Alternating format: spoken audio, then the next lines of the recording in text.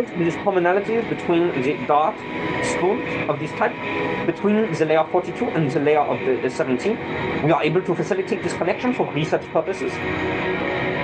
Now, we have had some pushback from the late great Craig Harpetti, C.T.D, about the research being less precise than some of the methods that we used earlier. And while this is true, it is as useless as it is true.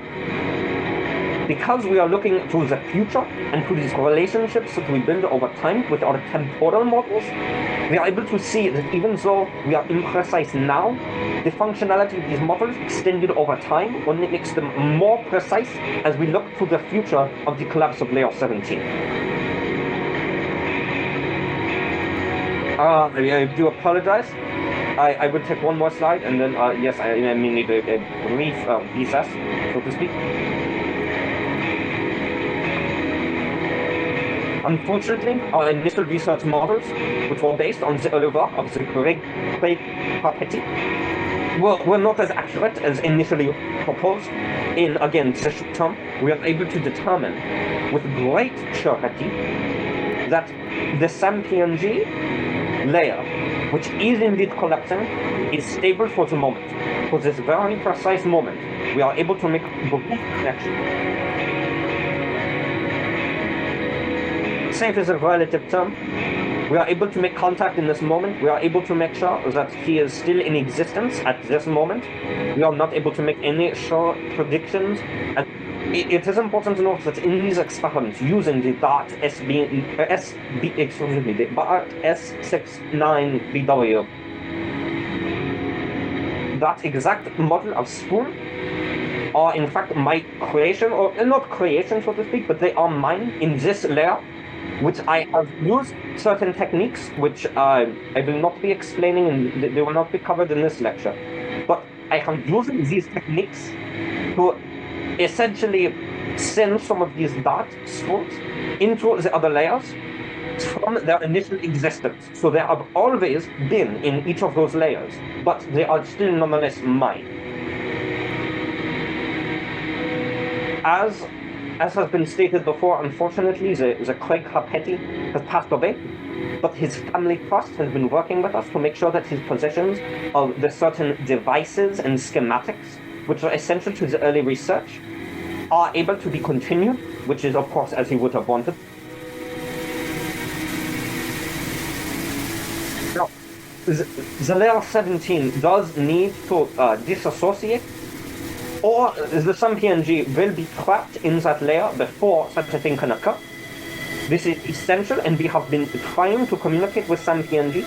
Unfortunately, in whatever current conditions SAM appears to be in, it is very difficult to communicate effectively and ensure that that SAM has received all of these communications and is responding in due accordance logically.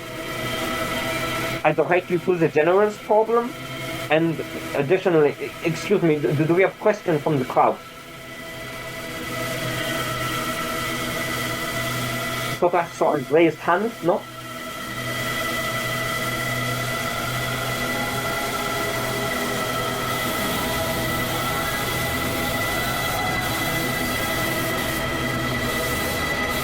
Excuse me, I will require a moment to consult my notes. Now, according to the SAM-PNG's last communication, it is vitally important that we follow the exact frequencies of the patterns, in order to facilitate, yes?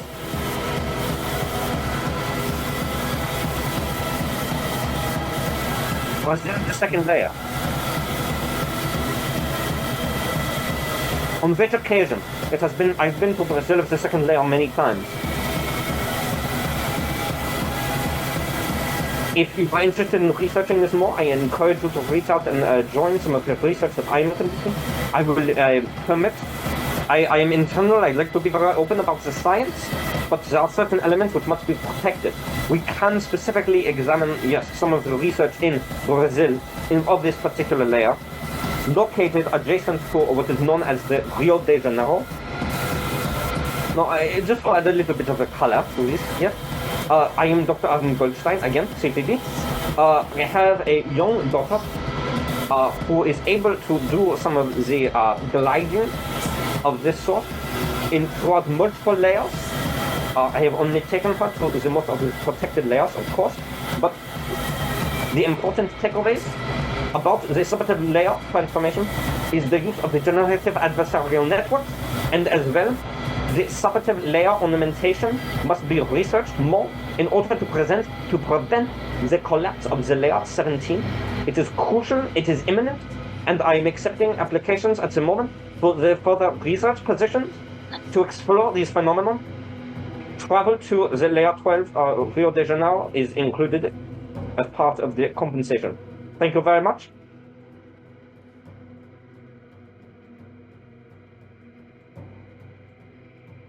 You are very welcome. I must return at this point. Are there any further questions or further content that I can provide?